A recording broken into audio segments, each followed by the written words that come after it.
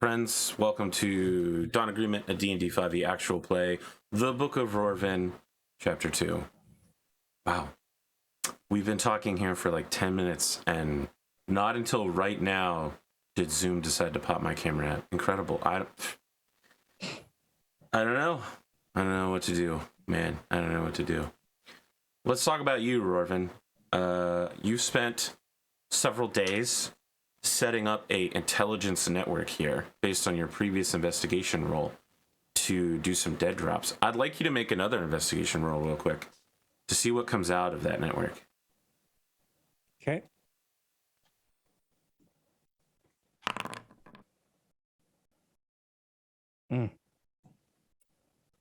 Well, that's a roll. That's a roll.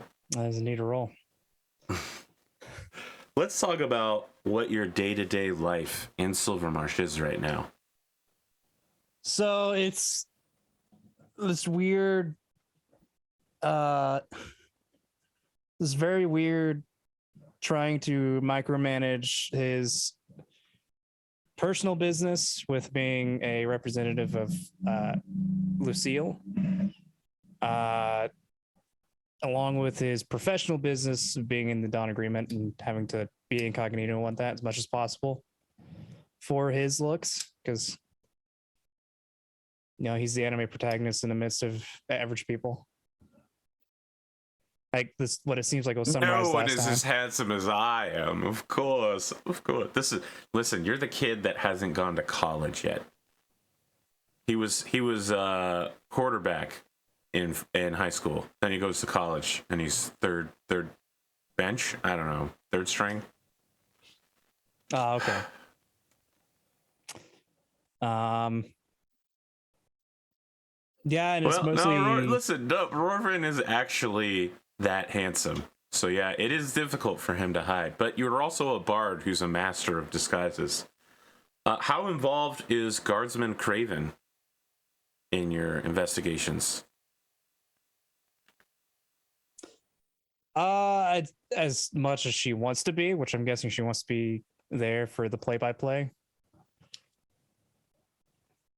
So she's been assigned as like your personal bodyguard and door opener, but you don't technically need her, but she will accompany you if you allow her to. I think it's more so Rorvin hasn't like realized that he could tell us like, all right, I need you to leave me alone here. Okay. Thinking that she's just tagging along just to tag along. You get information, lots of information. Very few portions of this information seem relevant to your attempt to discover more information about the shadow war going on between unknown associations, but almost certainly one of the groups is a cult. You get a lot of, there was an argument between two merchants on the docks today. Could this be relevant? 3 question marks. That sort of deal. People are keeping an eye out for unusual activities, but none of the people you've contacted are trained intelligence analysts capable of sorting through it. So you're just getting a deluge of information, which is fine. You do get a message that's 30 or 40 minutes delayed from the time that it was written, indicating that there is a ongoing battle through one of the marketplace districts, specifically the Silk District. And that at the time they wrote it, they didn't know who was involved or what's happening. But there's very clear instructions on where it started, and that's about it. There's a little blood spatter on the message as well. I suppose I'll. One thing I want to do is see if I can get a schedule of the guard location or the guard rotation for roughly around when that one. I wouldn't say general. That one. Oh, you want to know who was on duty during the previous killing inside the government complex? Yes, because I was able to deduce that there was a third assailant that was dressed as a guard or is a guard. Sure. So essentially get that on the back burner while I go investigate or help the Lieutenant situation. Aegeus indicates to you that she will get that to you just as soon as she has authorization to release it. Oh, okay. She sends you a daily update on status pending. Of course. Got to go through the logistics. Yeah. Make sure it checks out in the papers. Okay. Then I guess once that's in the back burner, I'd just go ahead and go to either join in or see the aftermath of said battle. Now, how quickly are you attempting to get there? I'd say as fast as possible. All right, I'm going to give you a couple of options. 1, casual stroll. 2, power jog. You know what I'm talking about? That like. Are you telling me if I want to go fast or go normal speed? No, because there's more speeds here. Okay. 3 is run, reckless run, and 4 is Naruto run. Now, in order to achieve number 4, you have to do shit like jump over carts, run along rooftops. It's a dangerous acrobatic procession, but it would certainly save time to parkour your way through the area. So you got 4 speeds here. They will attract varying levels of attention and danger. See, you thought it was going to be fast or slow, but that's ridiculous. Now, of course, if you're running to a murder, you're going to choose fast, but how fast? Well, I'm not good at the Naruto running, so I'll just go regular running. Okay. All right. Make a Constitution save real quick. Oh boy. Oh boy. Listen, I'm making Constitution saves all the time right now. Yeah. Oh, never mind. I'm fine. Look, when you arrive, you look great. No, the only sweat is that like light sheen of sweat that makes someone look a little bit better. There's no grease or anything. It's not trickling anywhere. You're not out of breath. What are you dressed as? Because we know that you've got at least 3 different outfits. How do you arrive at what's almost certainly going to be a crime scene? Probably in the sergeant's garb that he has. All right. So, Craven does her best to keep up with you. Look, she's no slouch. She's a guard. She works out. But it's pretty tough to keep up with the natural 20, I mean. Essentially, I show up just all fine. She's probably like, oh, okay. Hold on a second. So here's some first things to note when you arrive at the Silk District. First, the conflict is clearly not going on right now. There doesn't appear to be anyone battling.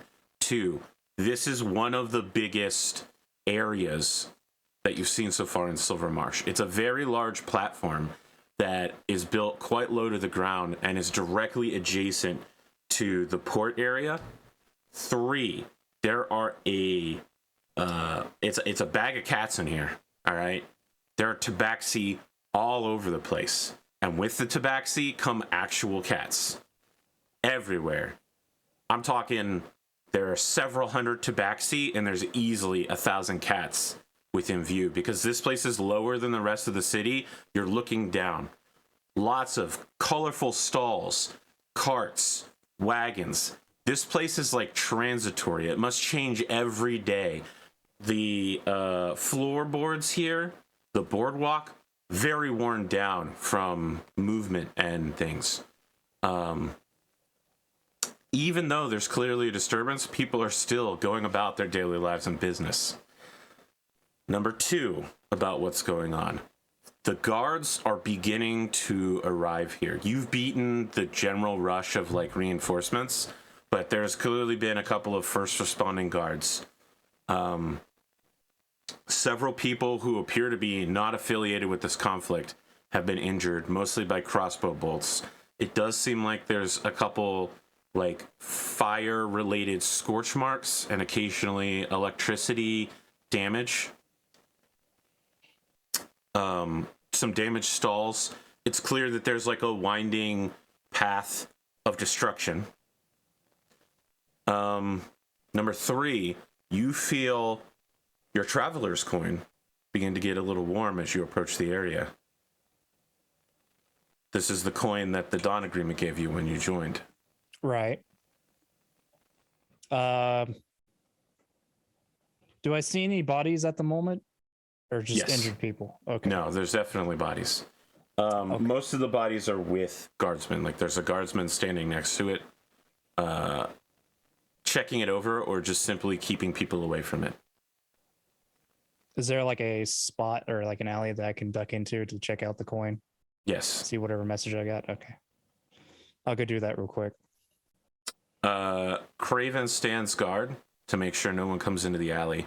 When you pull the coin out, a short sword falls out, and as it does, snowflakes follow the blade as it hits the ground. Interesting. Do I have any idea what it what it might do? Because it obviously it's magical, right? If it's snowflakes are It does falling appear out to of be magical. What do you want to do? I mean, you could use Arcana to try to determine more about its effects through like basic sciences, but other than that, unless you have Identify or something. No, I don't. I think Identify. Is that a third? I don't have it. Regardless, I'll try Arcana, see if I can guesstimate what it does. Sure. 18. Okay, you have discovered, you believe, all of the secrets of this blade. It is a +1 short sword that you have the feeling that if you were to pick it up, the blade would encase itself in a very fine, ultra-thin sheath of sharpened black ice. Interesting. Okay. So it deals damage as a +1 short sword with an additional 1d6 ice damage. Interesting. All right. I guess I'll just sheath it away for now. All right, when you pick it up, the blade gets second bladed. It didn't come with a scabbard, by the way, so. Okay. I guess I'll just wrap it up in some cloak and sheath it temporarily. Right. I want you to know that you, until someone points it out, you don't notice, but you're generating a trail of snowflakes behind you that melt within seconds in the warm sun of the Silver Marsh. You know, swamp, bog. That's not ideal. Okay. You're just Elsing around real quick. Great. Okay, great. All right. Then I suppose I go down to go investigate what everybody else is going on. Okay. So you are wearing the badge of a guards detective, a sergeant detective. Yeah. And of course, Craven is just a regular guardsman. The guardsman here is also a regular guardsman. And says, yes, sir. Can I help you? I'm just So due to. you're looking at wooden planked walkway. Like all the buildings here are non-existent. You're talking like stalls, and when I say stalls, it's the kind of thing that you could disassemble quickly and move somewhere else. The guardsman is standing over a tabaxi, some sort of merchant with like a leather pouch at their side. Coins are spilled around their body. They have a crossbow somewhere near their body. The guardsman's just like trying to keep people away from the body, and more importantly, the coins. Okay. Are there any alive and injured guards? No, I'm not gonna make you make a perception check for that. So there are more guards further down this way. None of the guards are injured, and almost all of the people that they are guarding are dead. Okay. You know, there doesn't appear at first glance to be any survivors of this conflict. Okay. I'm here to. Well, I was coming here to assist because I got word of what was happening. Of course, I unfortunately, arrived a little too late. If I had just parkoured my way here, I probably would have gotten here in time. I don't know what that means, sir. That's fine. It's a very niche technique. Sounds tabaxi. It could be. Anyway, make sure no one touches the body. I'm going to look around, check these people. He winks at you and says, "Of course, sir." Okay, I'm just going to let that slide. I essentially want to check all the bodies. Ooh. All right. I would like you to make 2 checks. Okay. The first is a medical check, and the second is an investigation check. Okay.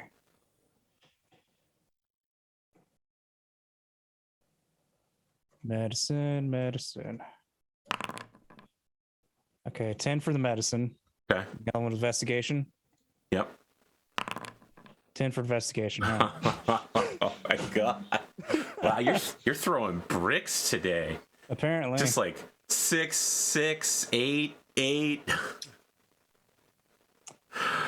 I had two good rolls that. Well, I guess one really Yeah, mattered. there were some good ones to pass, you know. Yeah. All right. So these people that you're checking, you move between.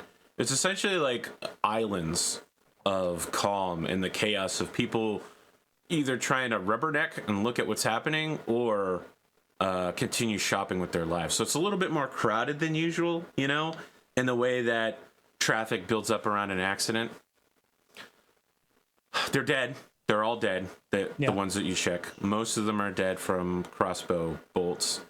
One of them died from a very distinctive, like, flaming slash across their chest. Okay. A lot of these people are armed and seem to have been here to promote conflict.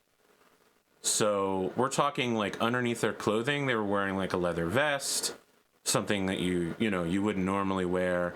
Lots of crossbows in sight, occasionally a spell component pouch. Some of these people were obviously just normal folks that got caught in the crossfire. Most of them, their wounds are kind of like, rather than being hit directly in the chest, it like glanced off of their arm, or, you know, like they were hit from behind, that sort of thing. Gotcha. So there's only about 2 innocents and 7 combatants here. I mean, with a 10, I feel like there's not much else I want to tell you. If you have specific questions to ask, I will answer them. Okay, I've got a lot of specific questions. Do any of the bodies have any sort of peculiar emblems or anything that relates to what he saw earlier with the bodies with the one? Oh, you're talking about you're looking for like tattoos or sigils of Jubilix or something like that. Yeah, make a perception check. And you know what? Do it at advantage because Craven will definitely help you do this. There we go. 18? All right. The advantage helped. Yeah. Would have bricked otherwise. Yeah. So the 2 innocents who were hit, they had some like scars that you would expect from day-to-day life, that sort of thing. One of them had a tattoo. A tabaxi merchant had like a under fur tattoo that changed, so like the ink bled into their actual fur color. Yeah. So like the tattoo's on their skin, but it was recreated in their fur using mage ink of an apple tree set on what it looks like a hill. Maybe it's a sand dune. The color's hard to tell because it's like an orange colored cat. So, you know, everything looks orange. The tattoo just, you know, it's an apple tree on an orange hill. Okay. Orange sky. The apple's also orange. I'm guessing. Throughout the rest, you do not find any Jubilixian tattoos. However, you do find tattoos of different armies, different noble armies within the Oricasian Empire. One appears to be the Melianger family. Like two or three of the people here have that tattoo, and 4 more have ones that are local to Silvermarsh. So 4 different houses within Silvermarsh. Not senatorial families from Silvermarsh, but like wealthy merchants like yourself. People of power and influence, but not quite what one would consider a noble. Not a senator, surely. Right. The remaining 4 have 1 tattoo each from them. You know, it's the same place for all of them. Right bicep, right where you would get tattooed first day in an army, doing, basic training. Okay. And nothing on the ones that seem to have caused the fight. There is nothing here to indicate who started the battle. You know what I mean? Like, you can't just look at a body and be like, well, this guy shot first. Right. If you want to, talk to some folks, you canvass the neighborhood, get some witnesses. We'll do some Columbo stuff. You'll like talk to somebody and then you'll be like, one more thing. Bam! Problem solving question. I don't know. Are you old enough to know about Columbo? I don't know what the kids are into these days. I honestly don't remember. It sounds really familiar. It's okay if you don't know who Columbo is. Don't worry. I mean, The I probably do. geriatric millennials and Gen Xers will know.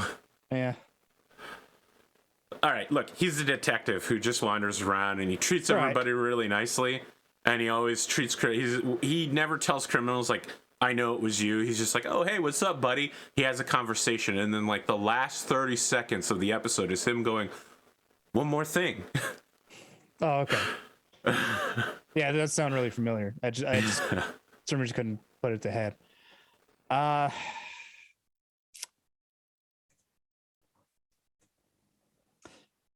So obviously they're here to distract. I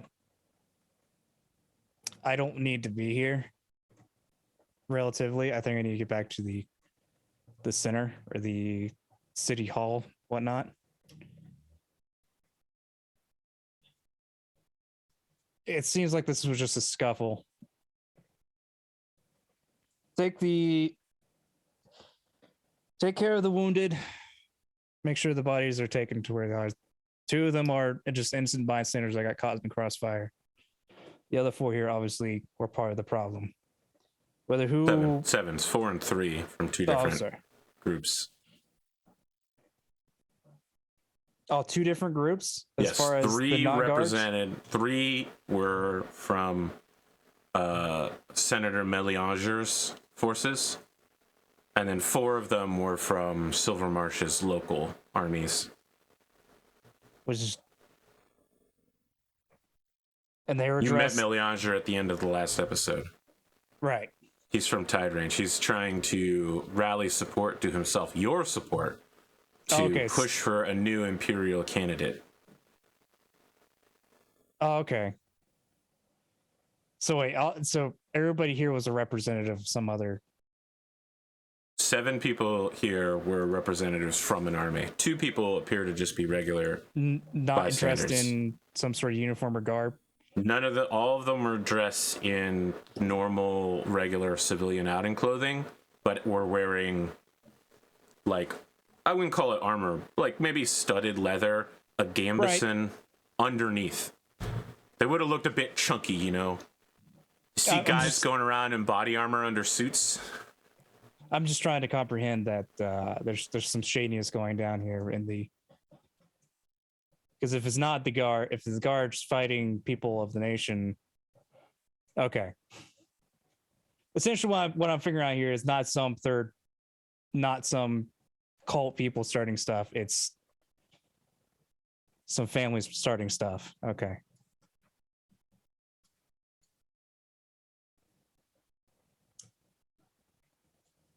Okay, just go ahead and take the bodies back. Get names of the families of the 2 victims, the innocent parties, and make sure any other civilians that are injured here are taken care of. Okay.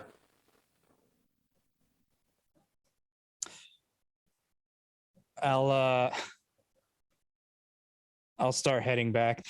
All right. So Craven will try to keep pace beside you, although she's a little winded from keeping up with you before and then helping you roll bodies over and check for things. And she says, Right. Sir, what does it all mean? Well, it could mean several things. Hopefully there's no more bodies showing up after this. It's Silvermarsh, sir. Someone dies every day. I mean, this could have been a distraction for someone else to cause another body. A distraction. I didn't think of that. By the way, are you aware that you're emitting a small trail of snowflakes behind you? Yes, it's quite bothersome, actually. I need to figure out how to stop that from happening. I don't need to be an ice princess for the day.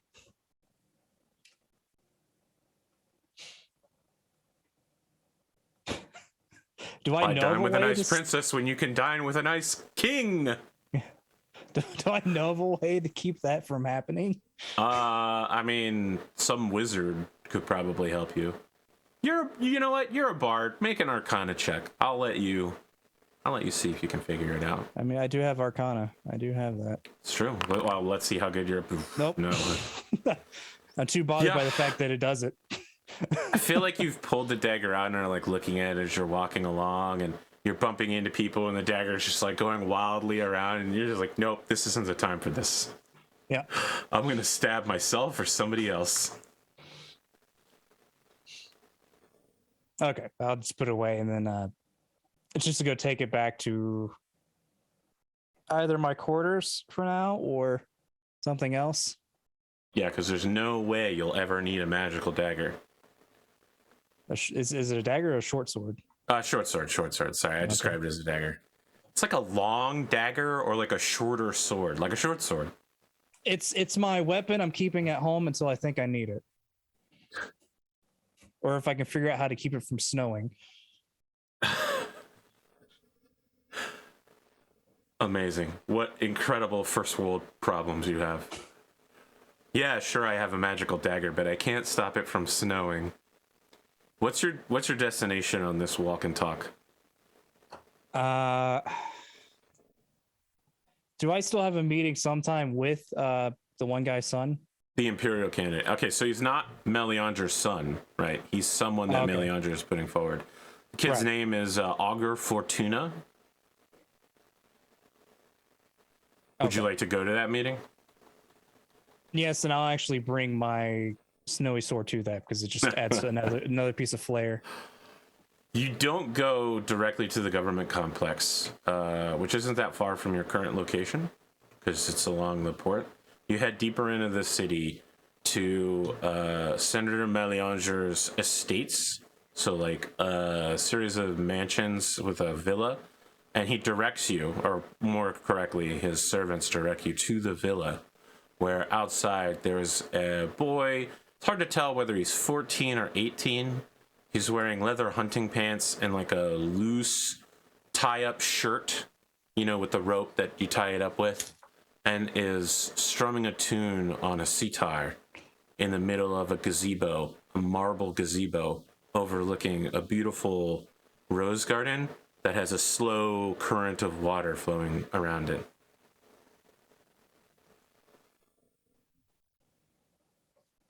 Interesting. So Craven kind of does not really attend this. You know, she waits kind of outside the villa area. That's fine. Yeah,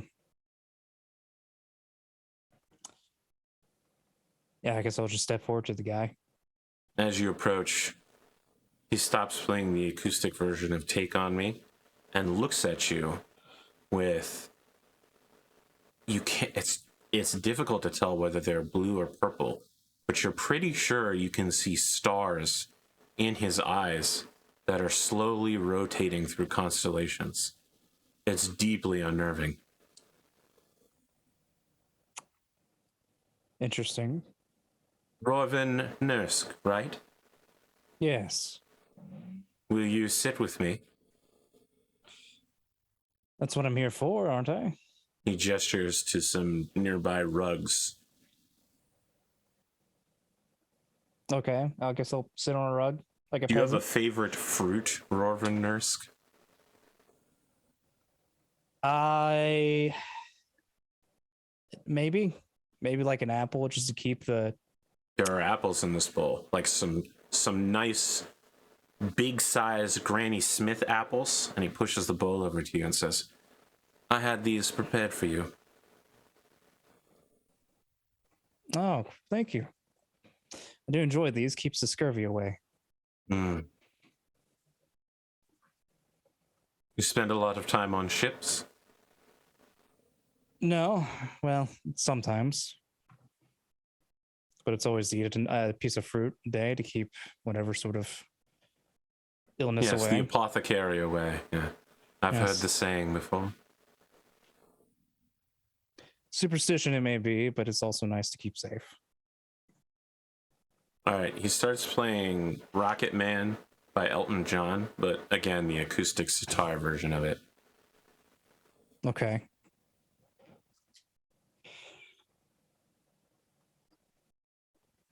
So tell me about yourself. That's what I'm here for. I want to get to know you. To what purpose, might I ask? Well, you've been pushed forward as maybe a representative of the nation. As the Emperor, yes. Yes. And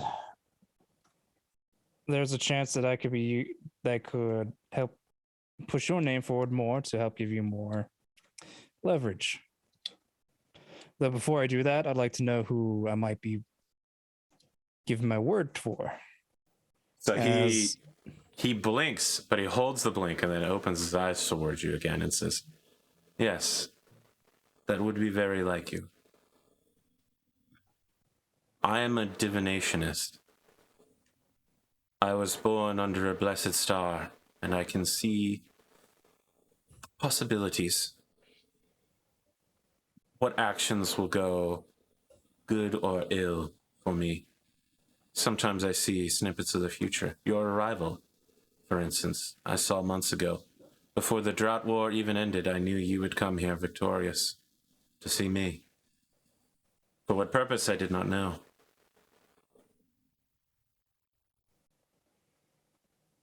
Senator Melianger believes that if I were to sit upon the imperial throne, the future of the Empire would be tied to my future, and I might see paths through which success, victory, wealth, good fortune could be achieved for all. But I'm guessing you can't quite see what will exactly happen in the future. As I said, seeing things directly is quite rare. I have a feeling, good, bad. Are you even interested in being the emperor?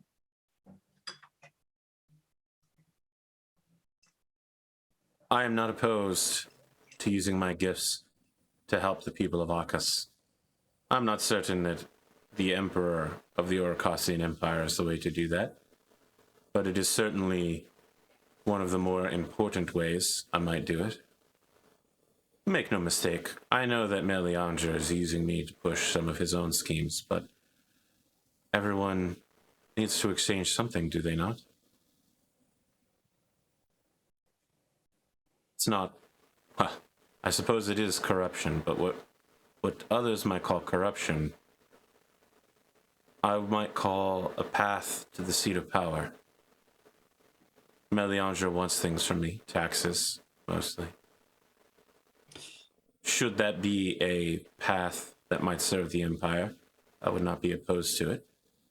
So yes, you should know that he is a man who does not put me forward simply out of the goodness of his heart, but somehow I doubt that the other candidates are pure in intention.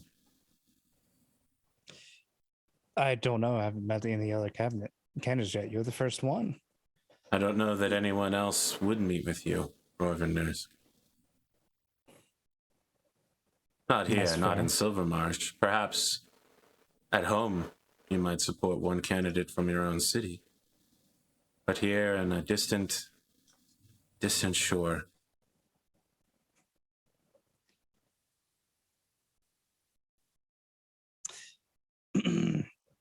That is fair. what do you want out of your emperor? What do you see the future of Acas being? I mainly just want what's good for it, what's best for it. There are many paths for what's best. What do you see as best in life?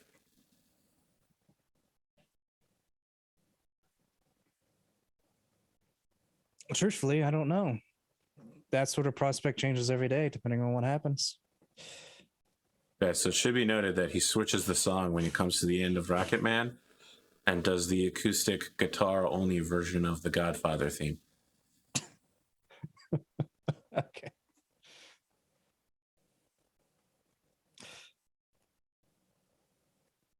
Obviously, people need to see what's happening and that might happen in the future, but though I knowing what's disagree. going to you didn't let me finish.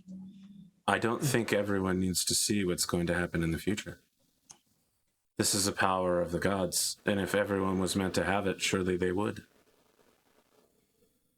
As I was going to say, I do see the ability to see in the future can make those some mad. For one, can see catastrophe and try to find ways to stop it, but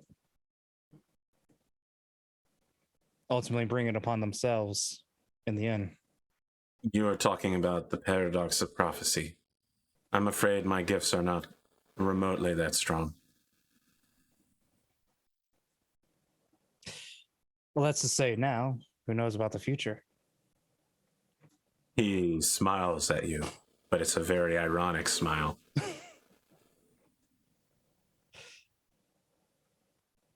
I see that your gifts are helpful, though I don't know if in the position of an emperor. Obviously, an emperor needs to be able to plan ahead, knowing that would help in a sense, but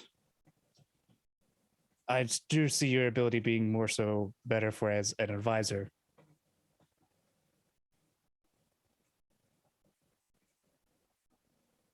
I will tell you why those who oppose my presence on the throne do so, not only to push their own candidates. It is because I believe that all of us are stronger together, that the Oricasian Empire cannot pretend to stand alone anymore, that all of the nations are interconnected and troubles in one location are troubles for all of the people.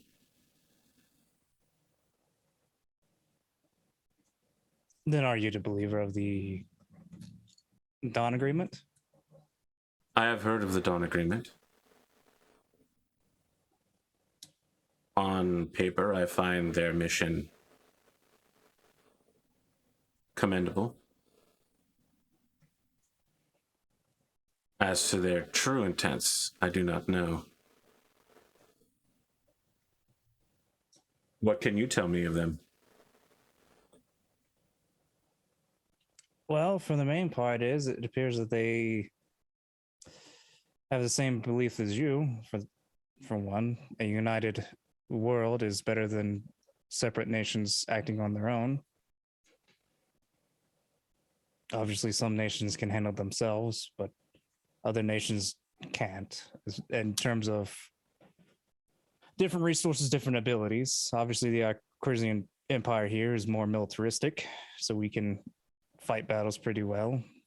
Though, obviously, just looking at the city itself here, such a mindset could lead to the back streets being, well, unorganized. Rorvin Nursk, I know you are a soldier, but there is more to the Oricasian Empire than militancy. It's true.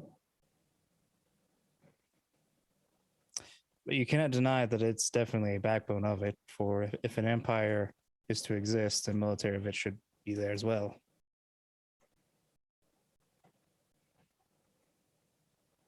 He does not answer.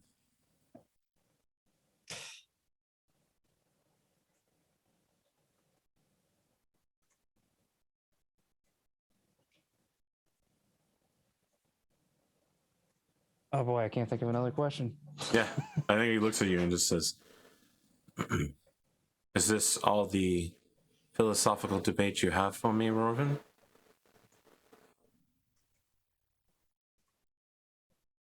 I think at the moment, yes. For some reason, my mind's gone blank. I'm used to people being so close-minded. Yet you, Well, I'm hardly an open book. Still, I appreciate you coming to see me, and I hope that I'll get your support. In the meantime, please take this. And he hands you a box. okay.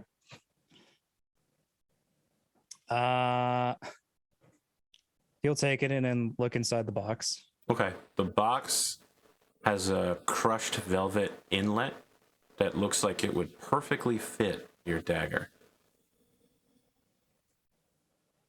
Interesting. What do you mean by dagger? Do you mean the I mean the snowy short one? sword. Damn it! I mean the short sword. Okay. I'll put it in the inventory here in a second. Okay. Like you'll try to put the symbol into the short sword, see what happens. So if you put the short sword in the box, it stops snowing. The ice blade turns off. So it's a sheath, or is it just a full box that you put the sword It's in? a box that you put the thing into. It's not a sheath. Okay. That's You know what crushed velvet is? Just real quick. Yeah. All right. It's like a felt inlay, essentially. Yeah. Yeah.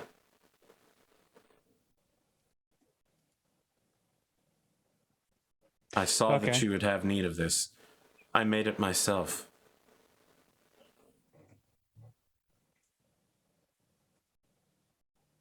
Don't by chance that would work in other forms, would it?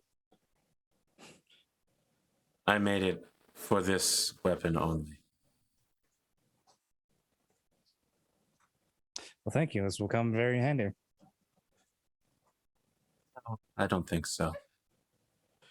It is a box with one purpose. Well, it's one purpose. It is for your peace of mind. I can tell that it irritates you. Well, slightly. Though when I'm not using the box for said purpose, I can use it for other things. I wish that I had foreseen whether this meeting would go well or not.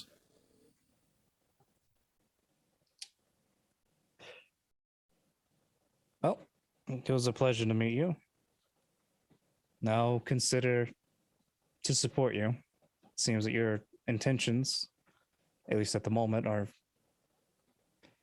a relatively good place. I still want to try to meet with the others before I give my word.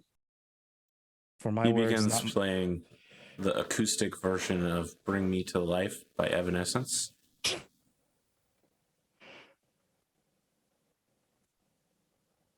Very well. I think you'll just leave. I'll see you later then. Will Just you? goes to leave. All right.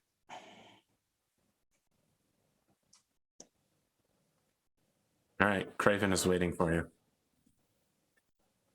She has a report about the fight. So, as I mentioned, it went beyond the Silk District, Right. to other districts, and more people were injured. Unusually, the fatality rate was 100%. No one was simply injured during this battle. Everyone who participated died.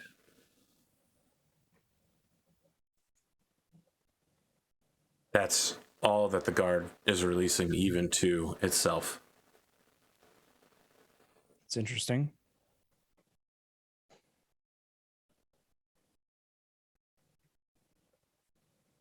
Whether, well, I guess it's all the releasing. It's all I'm going to know. Okay.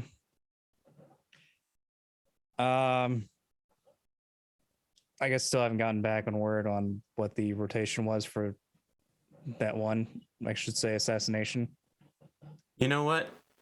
You do get the information as to the guards, and they've even arranged for you to meet with the guards who were on duty. Although you did already meet with, two of them, the two who were guarding the room.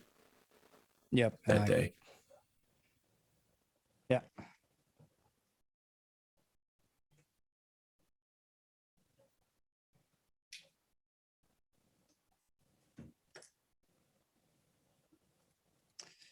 Okay, I'll go to that meeting then. All right. So that's at the government complex. So again, it's a short walk. Yep. It's 6 guards who were in that wing of the government complex that night. There was a 7th guard, but of course he died. It was the military officer who died there. Apparently he was a undercover officer being lent out from someone's military forces to investigate corruption at the highest levels of Silvermarsh's government. And that night he was stabbed. Oh, okay, the one that got killed? Okay. Yes. So the other 6 guards, explained to you they knew who he was, what he was doing there, and that he was actually part of their guard force. He was supposed to bait out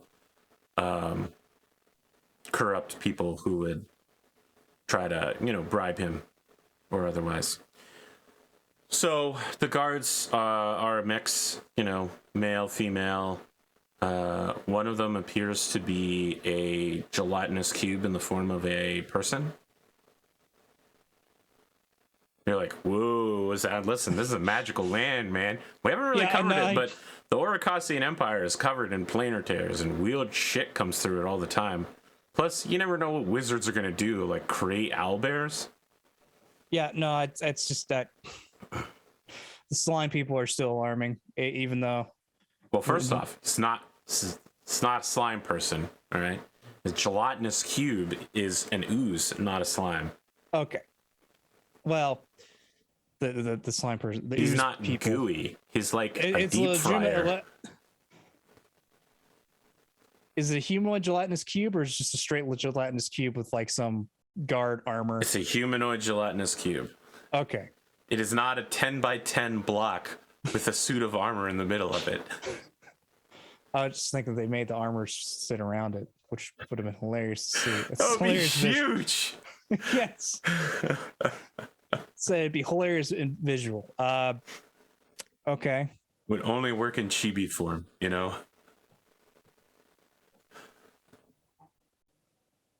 All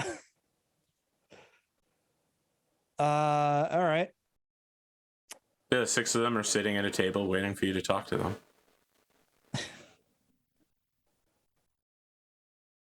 On their boots, do I see any stains of blood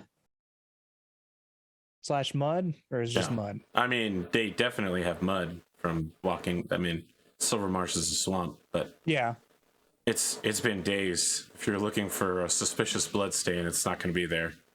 I figured as much. I was taking a shot in the dark because I might as well. All their boots are standard issue except for goo. That's GAUUU. The A is silent. Okay. Any You noticeable... didn't even ask who that was. You didn't even ask who it was. It's the gelatinous cube. Okay? That's what I figured. You should ask, though, politely. You're right. In my mind, I already was like, okay, it's a gelatinous cube. Yeah. Is there any visible signs of injury? on anybody, or that was my past job? Well, goo, of course, is a gelatinous cube, so Yes, if you cut his arm off, it'll just fall to the ground acidically, and he'll slowly regenerate a new one. right. For the rest of them, they do have injuries. I mean, it's difficult to say, what could be from training or from general life. Make a medicine check.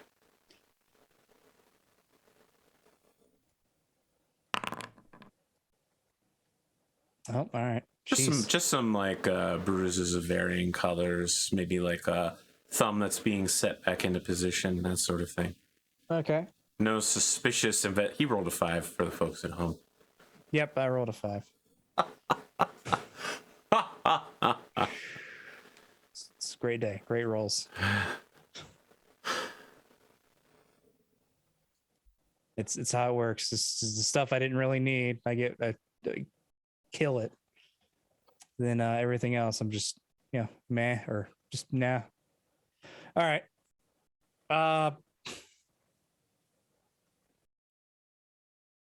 I guess essentially he'll just go through the people and ask about, okay, where were you during this event, etc. Did you by chance catch the situation when it happened, etc. Basic questions. Make an insight check. I like those. Those are okay. That's fair.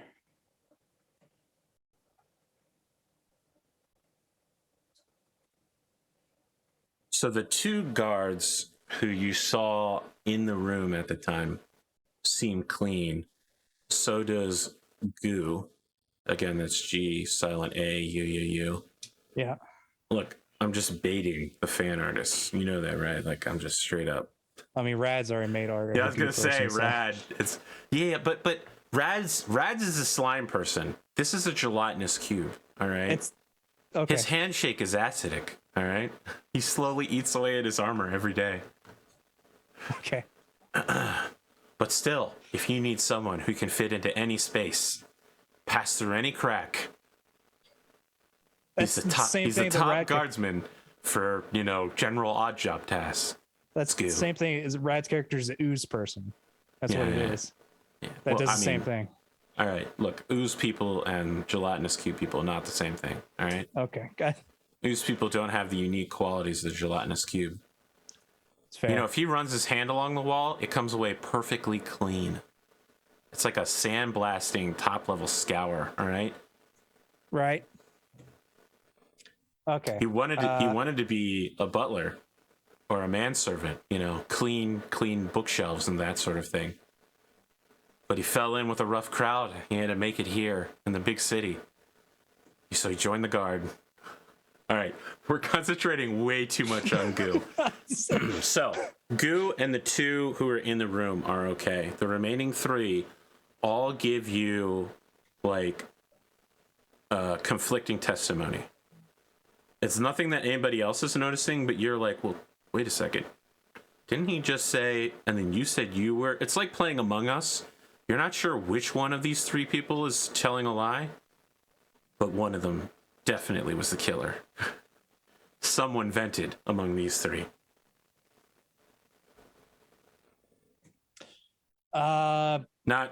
Just to be clear, I know I just made an Among Us reference. You don't know that any of these people have killed anyone, but their stories do not match up with the timeline of the events that night. Okay. My question is, which stories match up the most, and which one seems like it just matches up with nobody's? I'm in on the 13. I don't. Okay. You don't get much more specific than that. Fair enough. Okay. I think I'll just make a note of what their names are and who they are. All right. So it is Ruby, Feld, and Har. Harr. And Feld is Feld.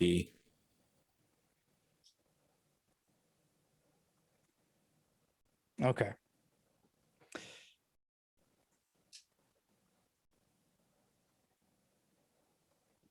Yeah, I'll just make a note of them, not give the impression that they might be sus. but Okay. just make a note to get more information on them later, or to maybe perhaps later on tell them to see where they go. Of course. And then I guess I go back to where my lodging is for the night, and then put up my conspiracy wall. Excellent. Right. Make a Constitution saving throw on your way back. To be poisoned.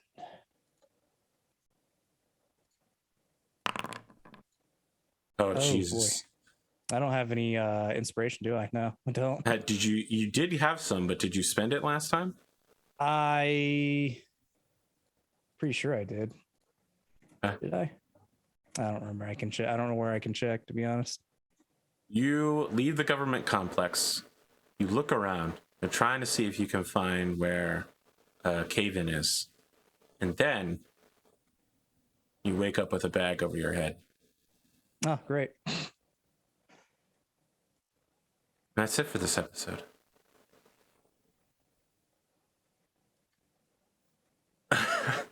This keeps happening. Wow, a natural one. I mean, you don't get any clues on what's going on with that. No, that's I passed out at the gate and then don't even know what happened. Well, I'm glad that Foundry at least worked for the 10 minutes we needed it to. That No, was I rough. did use it last time. Okay, so I didn't have any. All right, Sorry, Pondo. that's okay. I am 4 eels. You got any projects going on? Not at the moment. I'm currently working on the ranch simulator stuff. I am still trying to workshop stuff in my spare time.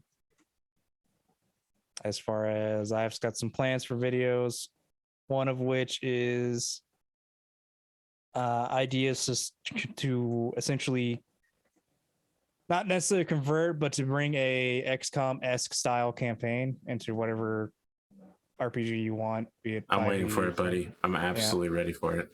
Yeah. So I'm still, I think I'm almost done with the first video because it's obviously something that can't be, unless I make it like hour or so long.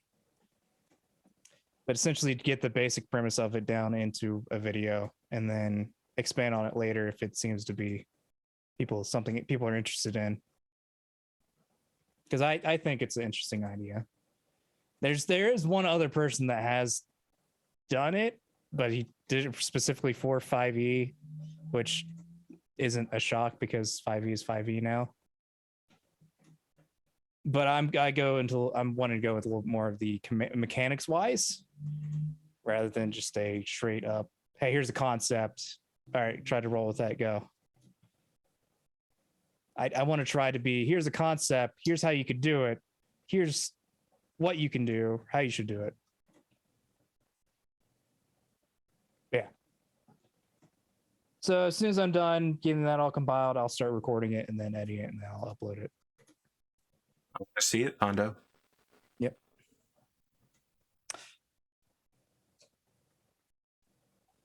All right. I guess I'll see you again in 2 weeks then. Yep. Are you coming to the Gladiator Hall tonight? Maybe. What time? 9 Eastern. Okay. You could drop in. It's going to be total chaos. Oh, okay. The thing, I'm not going to do anything. I assume everyone talking to each other is just literally going to be insane. Okay. I know this group. Right. I'll see if I can pop in. Okay. All right. Friends, have a good time zone.